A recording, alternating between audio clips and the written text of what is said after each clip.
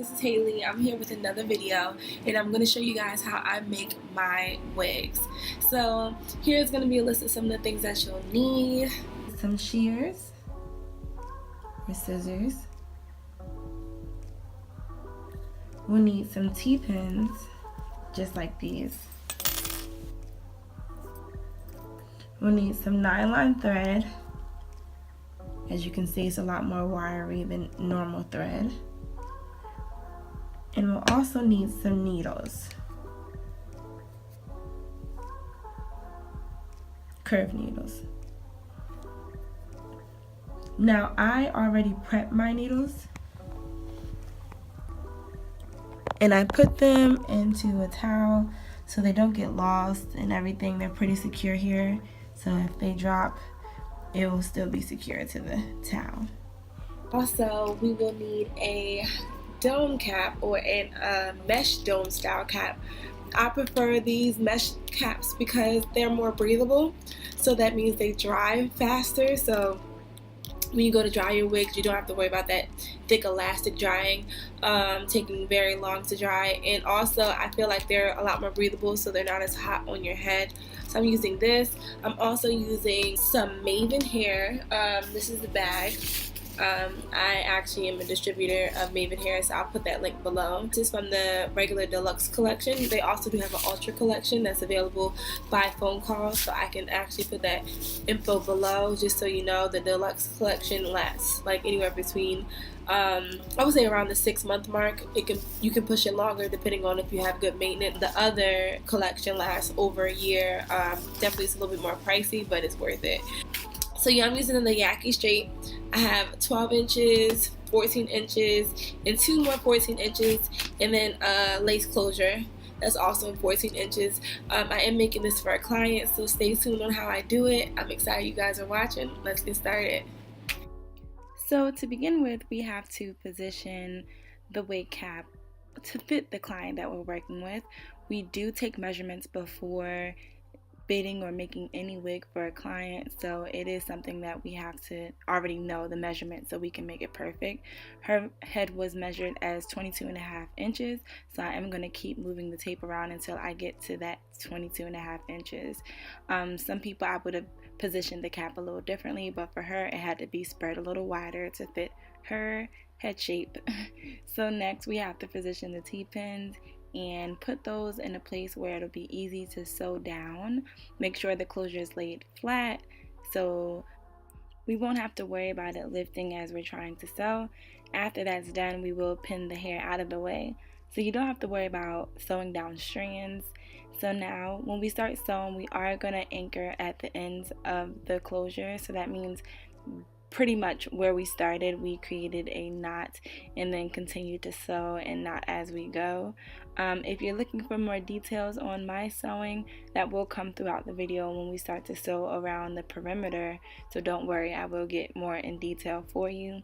But basically, I just wanted to give you the specifics on how we sew down the closure. We are going to move to the right side after we finish the left side halfway, and this is just to prevent lumps as we sew down the closure. And just so you know, I am going to be sewing onto the elastic band, not only the mesh but on the elastic band, because that's going to give this wig added security and stretch. And when you see towards the end, we will end up cutting the material underneath the closure out, and that'll just make sure you know you have that breathable area underneath the closure. But yes, after I sew around the other side, I'm going to connect both sides with a knot. Once we actually tie the knot, we're going to go through it a couple times just for added security. As you can see, I'm putting the needle through the knot I already created. So once that is done, we spread it to make sure it's secure, and then we'll actually cut off that thread. And once we cut off the thread, I'm going to show you how to knot the end of the thread, because that's important just to make sure you're secure for your next stitch. So as you can see, I have the strand here, and I'm just going to do a regular knot.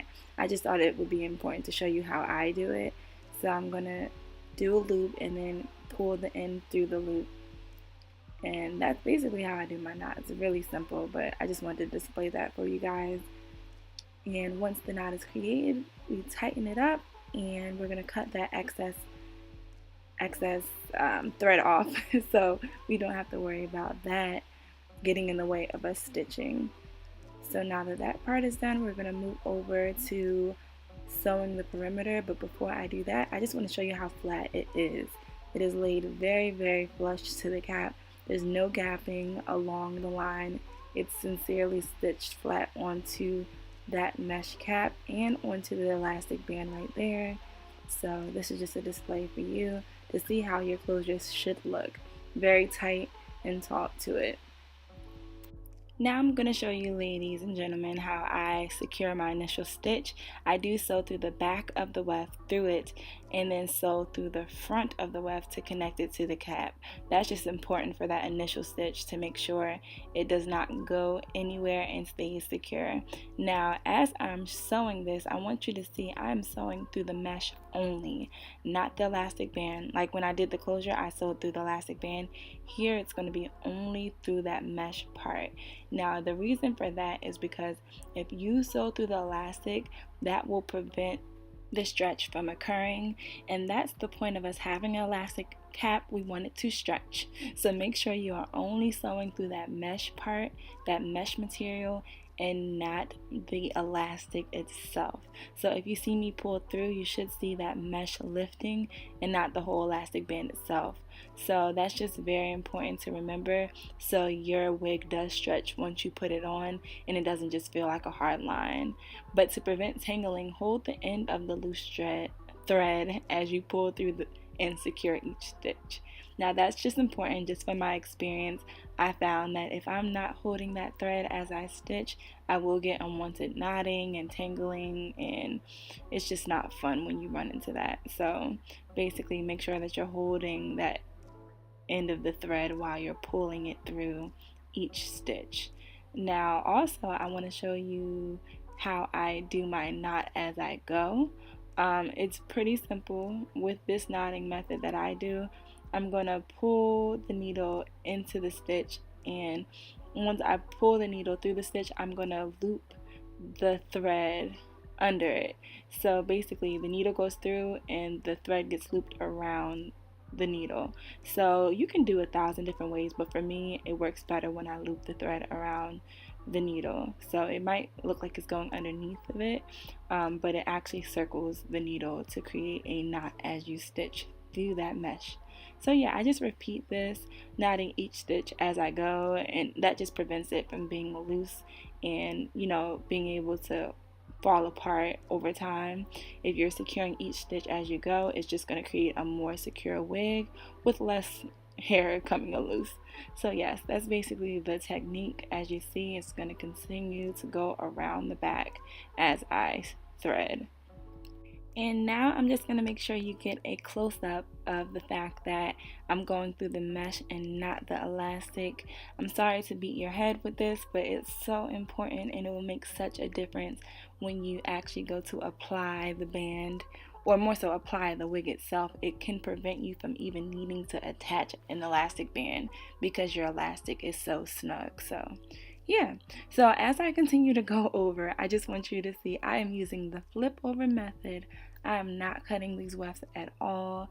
As we know, we want to minimize cutting wefts as much as possible, because when you cut the wefts, that's what causes shedding, that's what causes tangling, just because those cuticles and how the hair is installed on the wefts is definitely what keeps the hair at a good quality. So if you cut your wefts, that's what's going to cause all that shedding and all that tangling. So I always want to mention that, because so many people are complaining about their hair shedding or tangling, and I want them to know, and I want you to know, that half the time that's simply because the wefts are being cut, and that is what causes the strands to be out of order, and it just makes things easier when you don't cut the wefts. So yeah, if you watch, you can see I'm never cutting the wefts. I am simply just flipping it over as I go. And that goes all the way to the very top. We are going to be flipping those tracks. We are not going to be cutting them. So here's just a close-up of my finish on the top section, we are going to take it all the way to the very brim of the closure. I did have to move my area so you could see better what I was doing. I'm in my kitchen, so please excuse anything you see in the background. I will have a backdrop soon, so just bear with me. I appreciate you tuning in even under these bad background circumstances, but just watch. This is just how I secure the last couple tracks, flipping it over back and forth and stitching. Still the same technique, knotting as I go. But yes, you guys, this is pretty much it. This is just the last few stitches that I'm going to make, and I'm going to allow you guys to see what the wig looks like now that it is done. You can see the lace closure is very flush and blends and smoothly transitions into the wefts. I did want you to know this client wanted a side part, so that has everything to do with why I positioned the closure where I did. So now it's time to lighten the ends. This is how we're going to actually get the customized look of the extensions and make it look like my client's natural hair. We're going to mix 40 volume with lightener and shampoo. Now, I will tell you the measurements can vary. For me, I did, I think, like 1 scoop of lightener to 1 scoop of developer and 1 scoop of shampoo. So it's even for each amount. To me, that just gives me a nice smooth consistency, and it also makes sure that the hair lightens smoothly.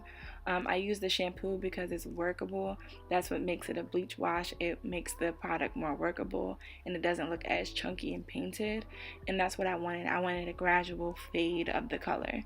I didn't want it to look like dark and light. I wanted it to look like faded to brown, to a lighter brown. So that's basically why I use this technique instead of just painting bleach onto the hair. I created a bleach wash just so it looks more fluid and it doesn't look as obvious that the hair is colored. I want it to look like a natural color. So yeah, I'm just showing you guys how I work that through. It's really just a fingering through. It's no perfect rhyme or rhythm. I'm just doing it this way so it looks most natural, and you can start to see the gradual fade. If you look closely, the ends of that hair is getting brown. Not blonde, but brown. This client did not want her hair to look blonde. She wanted it to be brown. So that's what we're doing for her. So yeah, next we're going to bleach the knots of the closure. So with this, I know you guys have probably seen it before, but I just want to show you how I do it. I mix the lightener with 20 to 40 volume of developer. With this one, I actually mix 20 and 40 to get like a 30 volume. To me, I feel like 30 volume is perfect because it doesn't move too quick where you start to lighten the roots of the hair, but it doesn't move too slow that the knots don't get bleached. So yeah, we mix that to a thick consistency. We don't want it to be like pancake mix. We want it to be like more thick cake mix, like cake batter. I guess that's the best way I can explain it. But for that, we are going to pat it on there. We're not going to just push it in and press it into the closure. It's going to be a light press that's going to prevent bleeding, and it's also going to prevent the hair that's over top the closure to become blonde. So that's basically how that goes. Just patting it, smearing it, making sure that you're focusing the bleach on the area that's going to have the partings. You can take it all around the closure. To me, I'm just going to put it on those areas that we know we're going to end up parting. But yeah, that's pretty much it. We're going to make sure the loose hairs at the bottom are not going to get bleached, so we're going to push those underneath the closure so we don't have that issue. And we're going to let it process for 25 minutes, y'all. And once that is done, I'm going to just show y'all the finished product. Now, I'm sorry I didn't get to record me applying this wig because my storage on my video was low. But this is the look. This is what we got. You can see the gradual fade of color. It's not from just dark to light. It fades into it. So that's the benefit of doing a bleach wash. I just want to show you guys her roots and how natural that looks. That has a lot to do with bleaching those knots. and just the gradual fade of her color. We took this at the salon after I applied it. Anyone who follows me, LoveLeys Hair, saw I did a live video of the application. But I think this wig definitely came out how I wanted it. So I'm glad you guys got to watch this. Again, I'm Haley of LoveLeys Hair, and I appreciate you guys for tuning in.